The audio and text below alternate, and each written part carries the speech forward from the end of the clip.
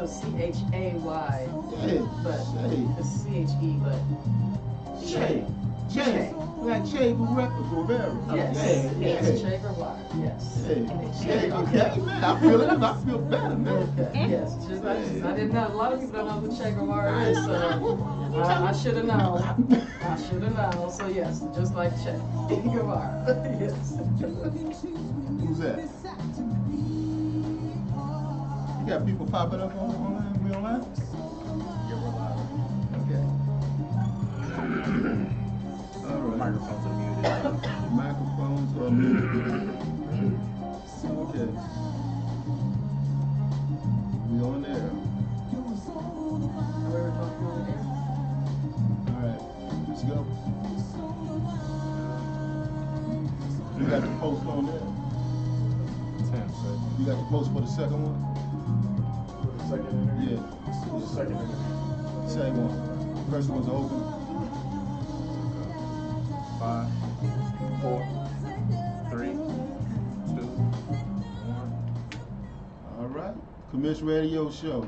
Commish Radio Show live, up close and personal, the Fishbowl Radio Way. And we are with the National Coalition of 100 Black Women of the Dallas Metropolitan Chapter. We are here with them today. We need to get those camera angles right on them in a minute. But meanwhile, we would like to go ahead and tell everybody who they were listening to. Who were they listening to, Strip? That was Kenya C out of Fort Worth with the Ions Band. All right. I understand that they are appearing, well, they will be appearing pretty soon. There we go. I think we got the camera angles right. They will be appearing pretty soon here in the local area. They are on tour right now in East Texas and also throughout the Southland. And if you are looking at the YouTube channel, we want you to subscribe to the YouTube channel, and you can also see me in one of my videos that's on YouTube. And I believe, Strip, you saw that yesterday, right? The video of that classic that featured two of the members of this radio show, which was me and KJ. You saw it? Yes. Texas Voodoo Zombies. All right, yeah, we want you seen guys to pick that up today. Pick that up So, today. horror comedy? Yeah, it was a horror comedy. If you seen me act, then you know it was a horror comedy. So, all right. What is not a horror comedy is the National Coalition of 100 Black Women. And I have Miss Mia Johnson here. And Che, got it. For you guys that are sitting back looking and trying to figure out what in the world I got, well, I was just trying to figure out how to pronounce her name. And then when she started talking about some radical guy that was, you know, revolutionary, and she said, just like that, I said, oh, hey, why didn't you say something from the very beginning? So, how y'all doing? We're doing good. Good. Well, tell us about the organization and what's going on with it. Okay, well, first, thank you so much for giving us the opportunity to come on. We really do greatly appreciate it. Our organization was started in the 70s by Miss Edna Beach, and she brought together a group of women, 24 women, and they were addressing things that were root causes in their homes, in their communities. They were addressing racial inequality and gender inequality. And so today, we're still having those issues. We still have we watch the news and we see things happening in the news. We are a group of professional women, and so all of us have a story about these things happening in our different professions. And so we are here to advocate for Black women and girls, advocate for women of color. And our pillars, if I may look at this, our pillars would include areas of health, education, economic empowerment, and of course, leadership development. And so we're continuing to get into the community. We want to partner with other nonprofit organizations. We want to be able to address some of those concerns. They're coming up more and more and more. Every time you turn on the news, there's something else. And we want to make sure that we are locking arms with other people in the community so that we can be an advocate. We can be a voice for those who may not necessarily feel like they have a voice in the community. This organization sounds a lot like my organization, 100 Black Men, which was chartered in the 1970s as well. And we do a lot of what you're doing as well. Our main focus is mentoring. What they see, they will be. Mm-hmm. One of the things that our organization had founded was that there were young women who needed help and guidance. Mm-hmm. And they said, well, are you going to accept women in this organization? And we said at that time, as we always say, is that the best way a woman could be taught to be a woman is by another woman. So therefore, it wouldn't be proper for us to do that. So I'm glad that you ladies have stepped on on the pathway to justice, because justice always begins at home. Absolutely. It begins at home. Absolutely. Trey, you got something you want to chime in with? No, I think Mia covered it. She didn't mention this, but Mia is our recently elected president. So that's what she's representing the chapter today. I am the director of PR, so I kind of just try to stay in the background. So you had the job that I had at the 100. We gathered everybody around and try to figure out how we're going to make this organization clear. Yes. So you're just going to stay in the background? Yes, I'm more of a background type of personality, and you know, I like for the group to shine, so making sure that, you know, our graphics and our image is pretty good, and our relationship with the community is sound, and that we're networking with the right organizations and things like that. So. Well, why would you want to be a member of the organization? I wanted to be a member of the organization. I just recently, well, not recently, I'm 10 years been living in Dallas and wanted to get involved, with a organization, and I was looking online for different groups or community groups that I could be involved in, specifically that address the concerns or needs of African American women and girls, and I found the National Coalition of 100 Black Women, and I attended the first meeting about 2 years ago. What was it at? It was in Plano, actually, and I was immediately attracted and engaged, and it's been, you know, pretty much the whole 2 years we've been trying to get it off the ground, getting enough women to be able to charter, getting our programs together, getting all the background or foundation as far as our bylaws and things like that. And that's in most of the organizations? Absolutely. Don't want to go into an organization not knowing what you're supposed to do. Exactly. And then, you know, also just gelling with the other women that have decided to go ahead and embark in this endeavor with us. That's really important too, so that we can have a strong team, so that we can be strong enough to help others that might not be as strong or in crisis and things like that. So. Now, why did you decide to be a part of it? When I initially went into this, I was looking for an organization that I could actually get my hands dirty, if you will. I knew that there were organizations out there, but I wanted to be able to actually make a difference. I wanted to actually be able to do something. And so I did some research, and I was looking around trying to figure out where I would fit. I'm an advocate by nature. That's what I do every day. I've been advocating for people for years, well over 10, 15 years in what I do. And so, you know, my passion is to make sure those who cannot be heard are heard, and that those who may not necessarily have the ability to get their concerns to the right ears, that I make sure that those concerns are heard. And so when I looked in Dallas to try to locate somewhere to be able to, you know, flex my muscles a little bit and actually help my community, I ran across the website for the organization, and I contacted them. I'm like, you know, please tell me who I can contact. I want to be a part. And I learned at that point that we didn't have a chapter here any longer. And so from there, they said, hey, do you want to do this? And so that was in the fall of 2016, and we've been doing it since then. I've been making sure that we link up with people who are passionate. One of the things I tell the ladies all the time is we all have different stories, but at the end of the day, our passion is the same. And it's that passion that's going to drive you. The thing that keeps other organizations from, you know, not necessarily remaining, you know, the longevity of it, is that the passion falls away. You have to remember your why. Why did you get involved? Why do you want to help your community? What is it that you want to do and get your hands involved in so that your community can move forward? And a lot of the times we want to talk a lot, you know. I look on social media a lot, and I see a lot of opinions. I've lived overseas, and even people overseas have opinions about what the Black community is supposed to do.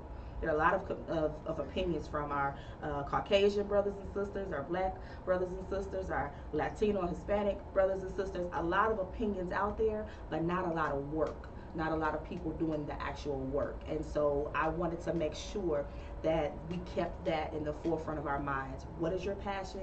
And let that passion be the thing that drives you. And so we've been linking up, trying to partner with other organizations who are doing the same thing, working, trying to make sure that there's something in the community that advances us. One of the things that we've been working towards is making sure that we are addressing financial literacy for women, and we've tried to link up with organizations that deal with certain areas. For example, the crisis in women. Domestic violence is a huge thing. It's huge. And when you deal with the financial aspect of it, a lot of women end up still in crisis because the control aspect of the money, they don't know how to, how to run their own money. They don't know how to have a bank account. They don't know how to balance it. They don't know how to, pay bills and things. That is one thing that keeps women locked in crisis. And so one of our signature programs, it's a road show. It's our Sister's Keeper. We want to take our Sister's Keeper. We want to take that to, different organizations so we can help prepare women financially, so that if they are in crisis, not only do we help you and give you a pathway out, but we want to help you with those things such as financial literacy, because if you get out but don't know how to stay out, you end up stuck right back in. So we're definitely looking for anyone who wants to partner with us. We want to be able to take this to the community so that we can help as many as possible. You seem to be passionate right there. Earlier we were talking about how the show was going to go, the flow of it. It seemed like you got it right there. You keep on going with it. So, and this partnering that you're talking about, and I took a class with Dr. Candace Bledsoe from SNU, and she was talking about the problems that exist in the black community with black females are totally different from the ones that exist with white females. Mm-hmm. White females, the emphasis seems to be in the news today with Me Too. Right. But it seems to be in the African American community, such as the Mothers Against Police Brutality. Mm-hmm. I like to send a hello to Miss Tina Denise High. I understand what's going on in Grand Prairie, and I'll get with you soon on this, so thank you for chiming in as well. So regarding police brutality, we did a show about 2 years ago in which black women have a great fear and concern of sending their young men out, outside of the house, because they can get killed, not necessarily by the partner down the street, but by the policeman, because they happen to be out trying to get some Skittles and some Arizona iced tea. So how would your organization deal with that, the police brutality, and how would they deal with that? I think that's a twofold question. On one hand, I believe that education is major. I spend a lot of time in my profession educating people because, we understand there's a conversation that goes on at home before your children leave. I remember when I was learning how to drive, having a conversation with my mother on what I need to do in certain situations, because the conversation between our black boys and girls when they leave the home and being concerned about police brutality and things of that nature is very different than whites and their children. So I think education is a big thing, both with people who are not people of color as well as people who are people of color, is making sure that we are educated as to, number one, how to respond. How do we respond in those situations? But the other thing is just being present, making sure that we are not going to stand by and allow things to occur. I think that we, as a whole, not anyone in particular, but as a whole, we've become a little lax, and we've just accepted like this is just what it is. It is what it is. And so because it is what it is, we kind of work with what we got and we keep it moving. But one of the things that I know that I say to my black nephew who lives with me is I make sure he understands that there's a certain behavior that's expected. But not only that, you have to make sure that you're careful, because when you go out, for example, he had an incident at school and there was a police involvement there. A young lady hit him, and the officer said, you're raising a great black man. I commend you. I would tell my son to do A, B, and C. And I looked at him and I said, officer, I don't mean no disrespect, I don't mean no harm. The difference though between you and me is mine, I'd have to go pick him up, or if he's alive, from the juvenile detention center. Your son is going to go home and play Xbox or whatever the new game that they just released. So I don't want you telling my child that this is how he needs to respond. So I think education is a big thing. I want us to be able to not only educate within, but educate in the community, as well, and then have the conversations with the police, because there's a social and racial stigma that goes on. I mean, you know, when we're just driving down the street and you get to the red light and you see people on the corner, what do? You lock the door, just because of the stigma that's out there. So if we get the education out there to address the stigmas, so that you don't automatically become afraid. The one thing I've learned is, and this is what usually gets the police officer's office, I feared for my life. What is it that made you fear for your life? It's because you saw a black man walking, minding his own business. It's the fear, it's the stigma. We've got to educate and go and combat that stigma. Such as Tamir Rice, he feared for his life, and Tamir Rice was a 10-year-old with a toy gun, you know, or other people feared for their life. It was, I can't remember Miss Collins, Etta Mae Collins, in the 1980s, was an 80-year-old woman that was shot at her home. I guess they feared for their life then too. You know, it appears that any time in America the police are feared for their lives, it means that the suspect, well, yes, the word suspect is an African-American male between the ages of 6 years old and 86 years old, complexion high yellow to jet black, weight from very slim to very big, and happens to have breath in his lungs. So once you get past that, I guess everyone's a born suspect.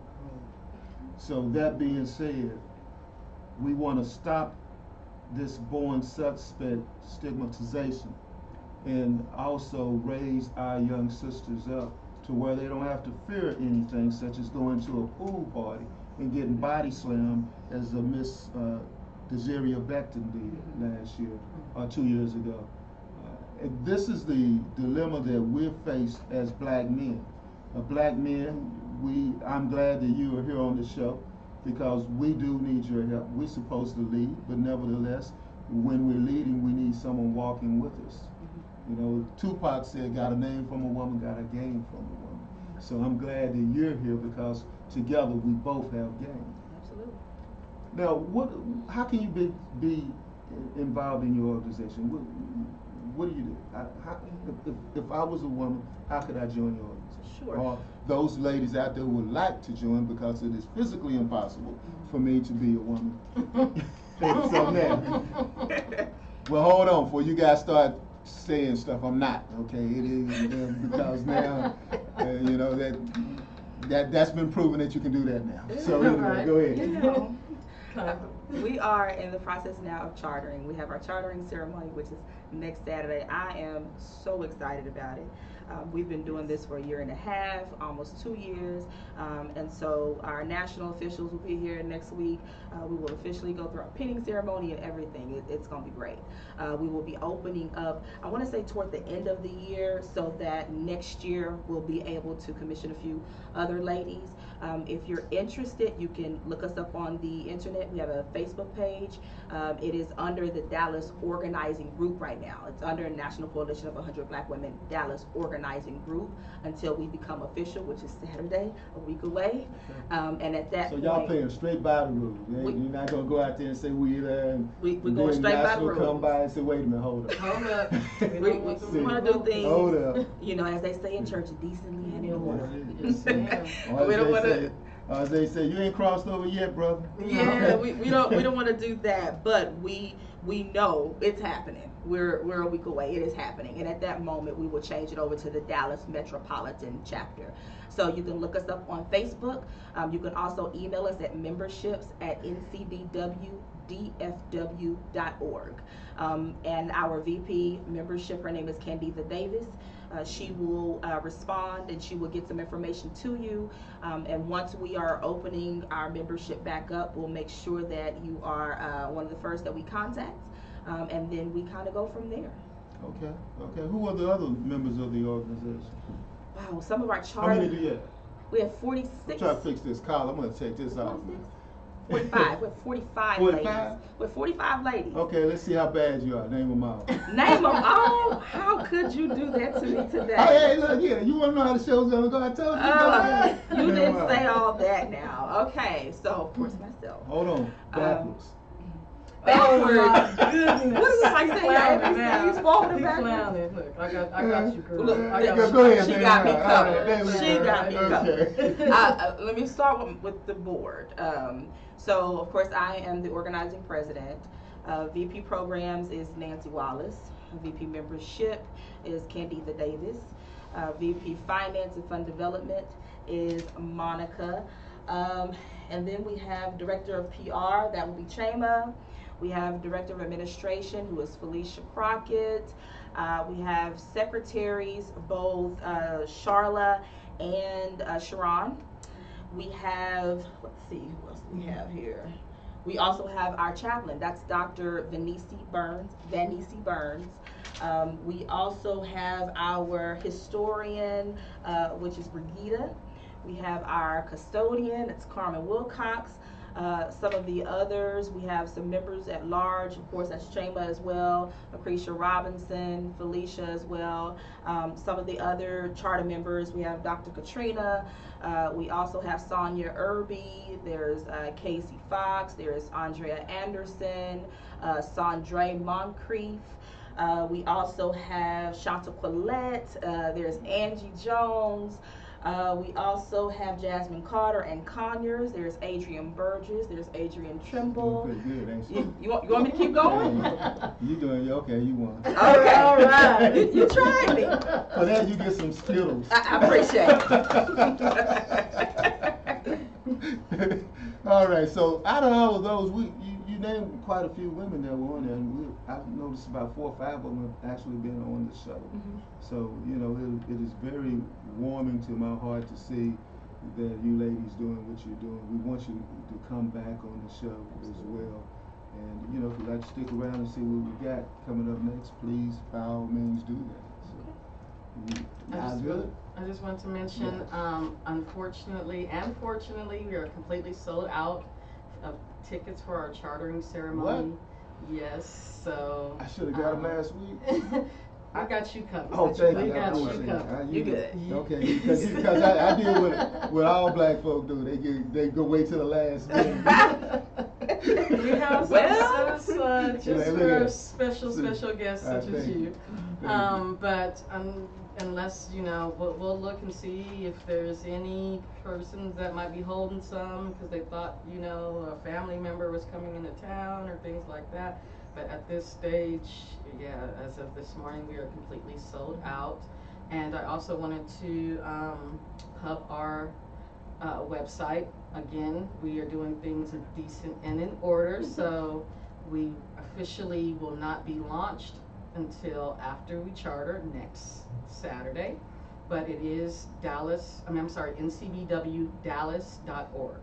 Okay. Again, that's ncbwdallas.org, so you can also visit us on that website and after we charter and find out all different kind of information about our programs, about what we're doing in the community, any social events that we'll be having. We've done and we continue to do a number of voter registration drives. We have a lot of things that we are excited about, and we will be having done in the community and then over the next 2 years and beyond. So. And I want to invite everybody to like us on Facebook, follow us on Instagram and Twitter. We're going to also keep that updated. And of course, invite people to partner with us. We need your help. We can't do it by ourselves. This is a big, it's a big thing. I mean, we all have our different roles to play, but it's huge and we cannot do it alone. We won't even attempt to try to do it alone. We need your help. We want to partner with the 100 Black Men. We want to partner with people who are wanting to advocate for the same thing, and we definitely want to make a difference. And so I invite everyone to like us on social media, to communicate with us. If we're putting on a program, please come. We want you to be involved. We definitely want to hear your feedback. If you want to see something, send us an email, send us a message on Facebook. We respond. We do respond to our inboxes and our messages. And so we just want to invite everybody to participate and to link arms with us as we go into the community. On Instagram, what's your handle on Instagram? NCBW Dallas. NCBW Dallas. All right, you got that. And Twitter and LinkedIn, on all the social media sites, just look us up, NCBW Dallas. Yeah, I'll make sure y'all do that. And for me, it's Ed Gray 1906 on all of those platforms as well. All right. Well, I'm gonna go ahead and drink my tea, and you got your Skittles, so we good. KJ said don't give away no more Skittles because he's offering them Skittles and everything. Strip, I know you got some music, and I know you got a couple of drops in honor of the women of the National Coalition of 100 Black Women, the Dallas Metropolitan Chapter. Who you got? Here we go with Casey Fox leading into some music. Fishbowl Radio Network, Commish Radio Show. Hey everybody, it's Casey Fox, the Lady General, and I consistently listen to the Commish Radio Show for the latest in politics and entertainment.